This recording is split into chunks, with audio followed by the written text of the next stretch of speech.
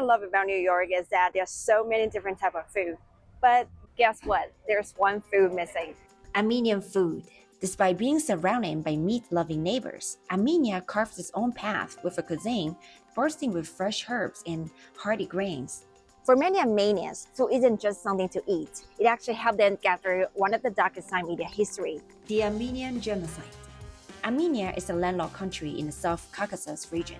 Sitting at a crossroads of multiple empires, it has long experienced both influences and conflicts from its neighbors. What is Armenian food? How has it helped Armenians endure centuries of conflict and conquest? And why, despite so much hardship, does the culture remain so strong? Today, I'm visiting my friend Haik, cooking Armenian food together and exploring everything Armenia has to offer. Armenia is a small country with rich history and culture. It's the first Christian nation in the world and one of the oldest regions that produce high-quality wine, and still continues to produce really good wine today. I haven't been to that part of the world, so naturally I'm really curious about what the people and culture are like. So that's why I'm going to my friend's Haik's place to taste some really good Armenian food. Haik and I went to graduate school together. He's the first Armenian person I've ever met and my first ever Armenian friend. I'll be tasting some really good Armenian food in his place and very excited to try it out. Hi! Oh, hello! Hey, what's up? So what are we gonna cook today? So we're going to cook Jingalov Hats and Harrisa, both Armenian traditional foods. So yeah, I'm very excited for you to try. Okay, come on over. Haik lives in a cozy apartment in the heart of Queens with his wife and their adorable cat, Houdini. Every time he comes back from a trip to Armenia, he always brings a little something with him. So I got this artwork from my grandma. This was in an apartment on her wall growing up. It's like local Gyumri musicians playing musical instruments. Gyumri is the city I was born at. That's a gift from my friend, the statue of Vartan Mamikonian. So this one is an Armenian alphabet designed by this amazing Armenian artist, Ruben Malayan. Oh. The original. After Armenia adopted Christianity, the ruler's big goal was to spread the teachings of the Bible. But most of the religious texts were in Syriac or Greek, which most people don't understand. So they need a common language, and that's how the Armenian alphabet was created. The ones on the right side is T. Try it. T. T. T. Oh, that was pretty good. Okay, the other one is Yeah. Yeah, that one's easier. Yeah, that one is easy. Yeah, that's easier. The invention of the alphabet is one of the most remarkable achievements in Armenian history, as it forged a sense of identity that empowered Armenians to stay resilient. So we're gonna make Jingalov hat, right? Is that? Oh, that was a pretty good Jingalov hat, right? Okay, sounds good. I'm very happy about this. So tell me a little bit about Jingalov hat. So Jingalov Hats is a traditional dish that comes from Artsakh. It is pretty much a flatbread filled with a bunch of greens and herbs. Traditionally, this recipe has more than like 20 different types of ingredients, but we have 9 of them, which is a solid amount. Like radish tops, we're not going to use the radish, we're going to use the tops. There's dandelion greens, we have chard, we have parsley, we have cilantro, we have watercress, we have spinach, we have here some dill, some scallions, we have some tarragon, which is very common in Armenia, and also it's kind of hard to find. Not very often you can find a tarragon in grocery stores in New York. We're growing one right here. You can see a little stem. Wow. Yeah, if my cat lets it live, we would be lucky because she ate the previous tarragon. Oh. Armenian cuisine uses a lot of greens and herbs. Dry herbs are commonly used in winter when fresh herbs are not available. So this is aveluk. It's a very common herb in Armenia. Their widespread use of herbs isn't just because the climate and soil are great for growing them, or because they are super healthy, but also because of the fasting traditions in Armenian Christianity. During fasting periods, people avoid meat, dairy, and eggs, so herbs and grains play a big role in Armenian meals. One thing about the measurements when it comes to seasoning is everything is being done by like touch and feel, by tasting. There's usually people don't follow exact measurements, so everything is like give a pinch of this, pinch of that, try if it tastes good. Wheat is essential to Armenian daily life. We do a lot of wheat. We do buckwheat, bulgur. Although bulgur and buckwheat are household staples, the most famous Armenian bread is lavash. It is an uneven bread baked in a clay underground oven, similar to a tandoor. And of course, we need bread for Jingalov Hats. So, Jingalov Hats sounds like a very interesting name. Does the dish looks like hats, and this is how they got its name, or It's so funny. I get that a lot from English-speaking people. It has nothing to do with a hat. But hats in Armenian means bread. The dough is already made, so we want to divide it into 4 pieces. Roll each piece into a thin circle and put a big portion of grains in the center. Fold the dough and seal the edge. Then flatten it into a thin stuffed flatbread. Shortly after Armenian adopted Christianity, it was divided between the Byzantine Empire and Persian Empire. The Persians in general have had more influence on Armenia culinary traditions than the Romans. Traditionally, Armenians prefer bulgur and wheat. The flavor of the food came mostly from the freshness and quality of ingredients rather than heavy spices. But that started to shift after the Persian came in. They introduced pilaf. They also introduced the idea of slow-cooked meat and vegetable stew. Slow cooking, such as stewing and simmering, are very common in Armenian cuisine, not only because of external influences, but also as part of its deep-rooted culinary tradition. One good example is harissa.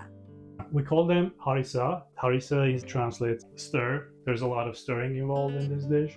Harissa is a porridge made from wheat and meat. It is one of the oldest dishes and one of the iconic dishes that has deep cultural and religious significance. It wasn't super common because I think my dad doesn't like it and my brother doesn't like it, so it wasn't one of the usual dishes.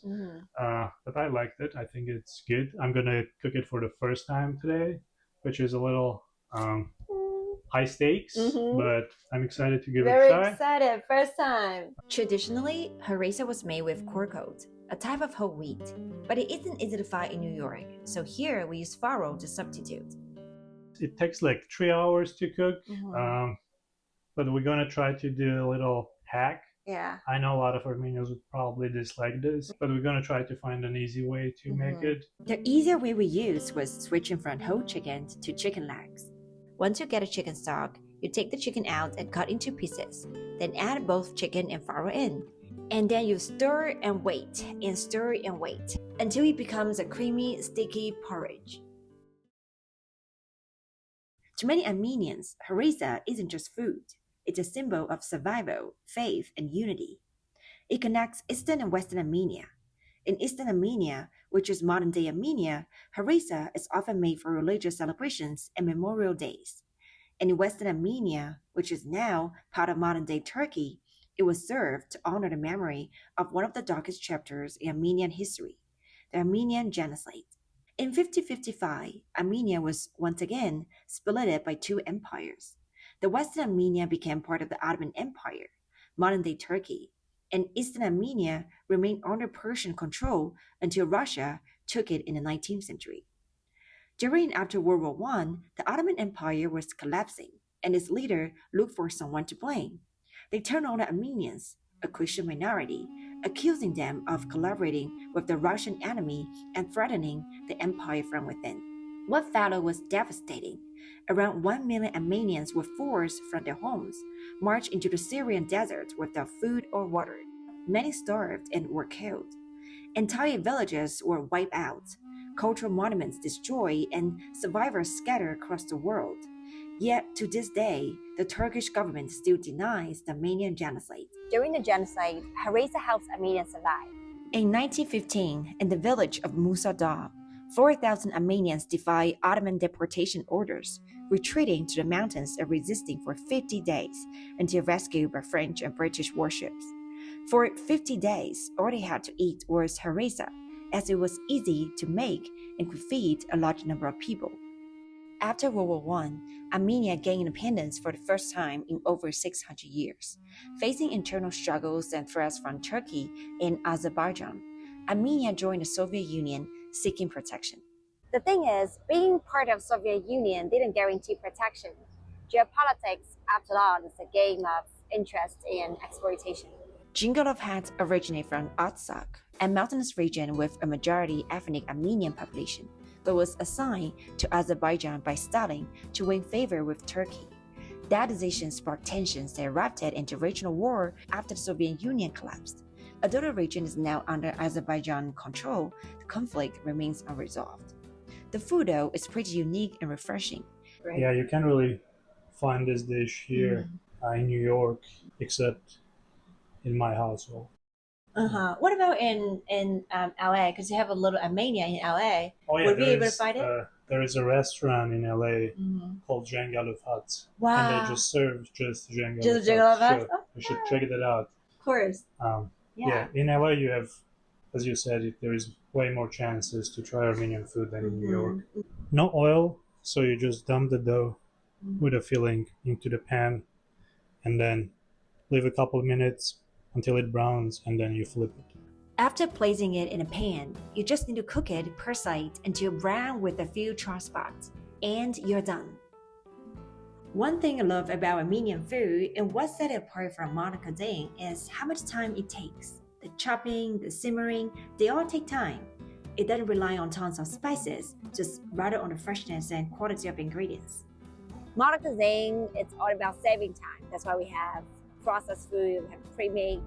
Sure, they have fast and convenience, but we've also lost the joy and health come with cooking.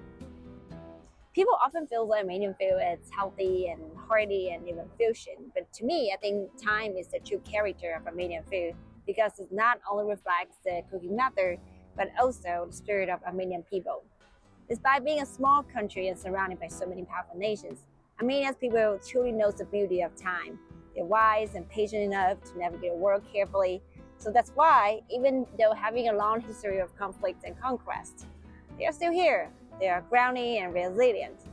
That's why I feel like I'm hoping to see more Armenian restaurants opening in New York City in the future, because with the rise of AI and the growing generational health crisis, Armenian food and the philosophy behind are exactly what we need. With that being said, I hope you subscribe to my channel because more good things are coming out. I hope to see you there soon. Bye now.